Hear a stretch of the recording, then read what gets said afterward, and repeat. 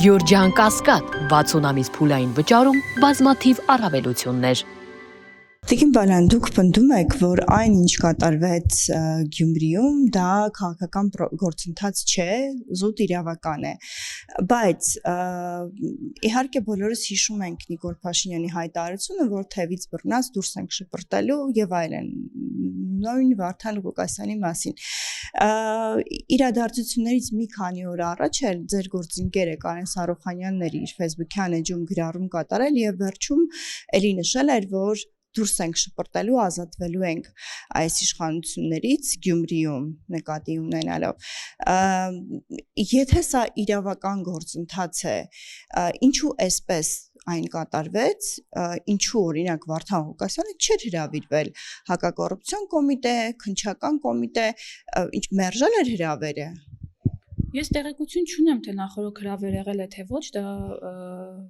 միայն իրավապահ համակարգի տիրույթում գտնվող հարց է, թույլ տվեք ես այդ հարցին չանդրադառնամ, իսկ թե ինչու հենց այս տարբերակով, դա եւս նորից իրավապահ համակարգն է որոշում, ինչու այս ձևով։ Ես որպես քաղաքական գործիչ այդտեղ ասելիք չունեմ։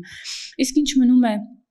այո, ես նորից եմ պնդում, որ սա բացարձակապես իրավական process է, քաղաքական գործընթաց չէ եւ չի էլ կարող լինել, որովհետեւ 2018 թվականից ի վեր մեր երկրում այնպիսի իշխանություն է ընտրված, որ չի եղել մի դեպք, որ խառնվի կամ ինչ-որ հրամաններ իջեցնի իրավապահ համակարգին։ Ինչ մնում է այդ զուգատիպություններ փնտրելուն, ես երեկ եմ առիթ ունեցել խոսելու, տեսեք Վարդան Ղուկասյանը, նույն Վարդանիկը Գյումրիում հայտնի, այն մարդն է, ով ոչ միայն երեկվա դեպքով, այլ մի շարք քրեական գործերով է անցնում, հա? Ու պարոն վարչապետը իր ելույթում նշեց, ու ես էլ երկրորդում եմ, այո, այն մարդիկ, ովքեր մեր պետականությանը վնասող հայտարարություններ կանեն, ինչ-որ երազանքներ կունենան եւ կփորձեն քայլեր անել ու հակապետական աշխատելավոճ կորդեգրեն, այո, այդ մարդիկ պիտի դուրս շպրտվեն քաղաքականությունից, իսկ ինչն էր այստեղ այդպես բացահայտում։ Բայց ուզում եմ վստահեցնել, որ վարչապետի հայտարարությունը ազգային ժողովից կամ իմ գործընկերոջ կամ իմ գրառումները որևէ կերպ կապ չեն ունենա այդ ժամանակահատվածի համընկնման հետ։ Այդ մարդը արատավոր ձեռագիր ունի եւ ըստ այդմ արժանացել է իրավապահ համակարգի գնահատանին։ Եթե սա իրավական process է, եթե կարդացել եք մեղադրանքը, մեղադրանքներից մեկը վերաբերում է այն ժամանակահատվածին, երբ Սարիկ Մինասյանն է եղել ղեկավար, ճարտարապետի կաշառքի հետ կապված հոդվածն եմ ներկայացնում,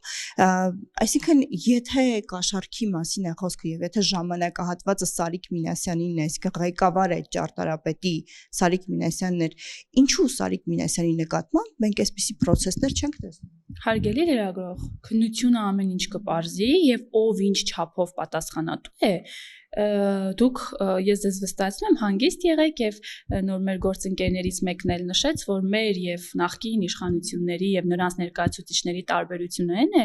որ եթե մեզնից մեկը կհայտնվի ինչ որ նմանատիպ իրավիճակում, ապա մենք բոլորս հավասար ենք օրենքի առաջ։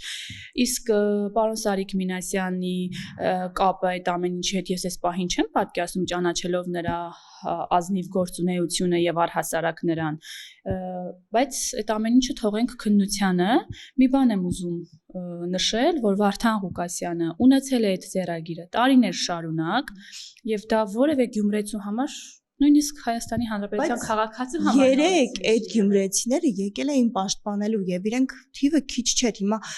դուք մի թիվ կհնչեցնեիք իր աջակիցները, մեկ այլ թիվ կհնչեցնեն։ Ձեզ համար սպասելի է, որ գյումրեցին վաղը գալու է պաշտպանելու Վարդան Ղուկասյանին։ Հա, մեկ էլ ձեր նախորդ հարցին մի փոքր հավելում, էլի, այդ ձայնագրությունը դուք չեք լսել, դուք որպես լրագրող չեք լսել, բայց ես ձայնագրությունը լսել եմ, Տիկին Բալյան։ Ժամանակաշրջանի այդ մարդը բառացիորեն, հələ ես առաջարկում եմ գործընկերներին միանալով այդ տուերն էլ հանել, որ ոչ միայն իր արատավոր այդ կաշառակերությունը պարզ դառնա, այլ նաև իր մարդկային էությունը, թե ով է այդ մարդը եւ ինչ բառապաշար է օգտագործում խոսելով իր ենթակայի հետ եւ առհասարակ։ Ես դա իհարկե լսել եմ, բայց ես հիշում եմ նաև ձեր մյուս քննչականի հրապարական ձայնագրությունը Բագրատ Սրբազանի գործով, որտեղ պարզվեց հետագայում հրապարակվել է ամբողջական ձայնագրությունը, որտեղ պարզվեց, որ այնտեղ այդտեղ կտրած, կպցրած, մոնտաժված, հետեւաբար թույլ տվեք չվստահել այդ միայն իմ կողմից չի, որ այդ չվստահելը ձեր չվստահելը ձեր խնդիրն է, քննությունը նորից եմ կրկնում, ամեն ինչ կպարզի, բայց թողնելով կարևորը եւ ես նկատեցի, որ դուք փորձ եք անում շեղել իրականությունից հանրությանը եւ ուղղակի մեջ բերել Սարիկ Մինասյանի անունը։ Չի լինում այդպես։ Կա ձայնագրությունն այն է, որ կա կոնկրետ կտոր մեղադրանքի, որը վերաբերում է Սարիկ Մինասյանին։ Հիմա դուք վստահ եք, որ հարցաքնվել է մարդը։ Կոնկրետ կտորի վերաբերյալ, եթե մեր իրավապահ համակարգը կտեսնի խնդիր, ապա վստահ եղեք, բոլոր մարդիկ կհրավիրվեն հարցաքննության։ Ես ձեզ դա վստահեցնում եմ։ Իսկ ինչ մնում է այդ ձայնագրությանը վստահելուն չվստահելուն, շատերն արհեստական բանականությանն են վերագրում այդ ամենը, դե բնականաբար ասելիք չունեն, տեղել չունեն ինչ որ բան խոսելու։ Իսկ ինչ մնում է աջակիցների պահով, այստեղ ուղղակի ծիծաղ է առաջացնում։ Ինչ աջակիցների մասին է խոսքը։ Այն աջակիցների, որոնց ուղղակի ստիպելով, սպառնալով, հրահանգելով տարել են հրապարակ եւ ասել են գոռացեք Վարդան Ղուկասյան։ Ունեք փաստեր, որ ստիպելով եւ սպառնալիքներով էին ընկերները երեքանից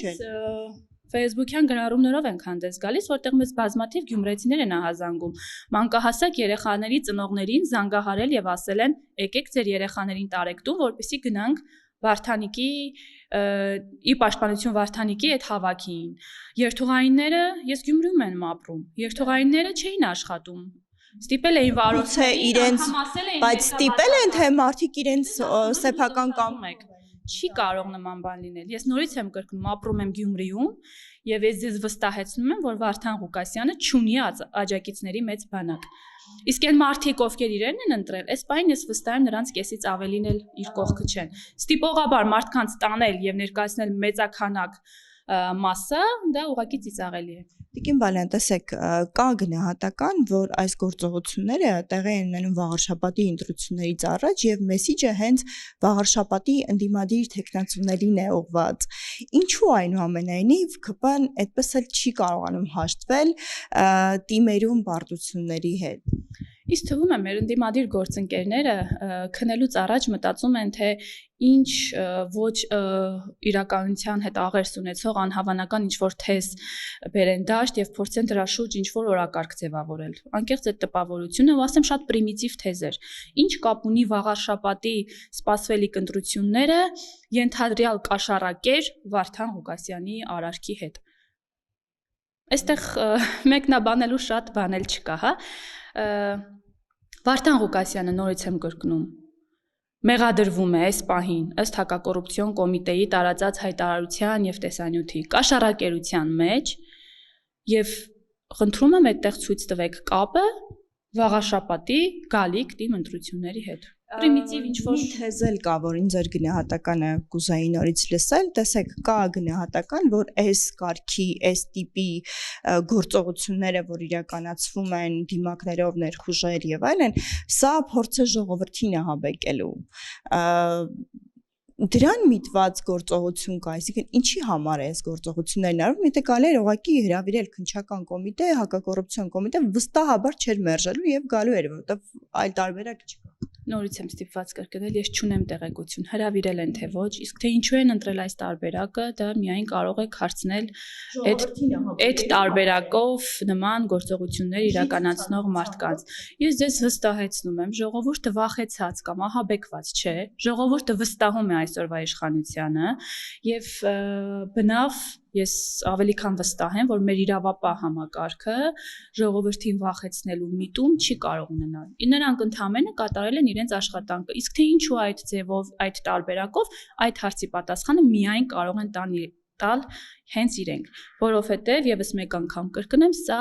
բացարձակապես իրավական process է եւ որևէ քաղաքական տար անգամ չկա այս ամենի մեջ։ Վստահում եք մեր իրավական համակարգի։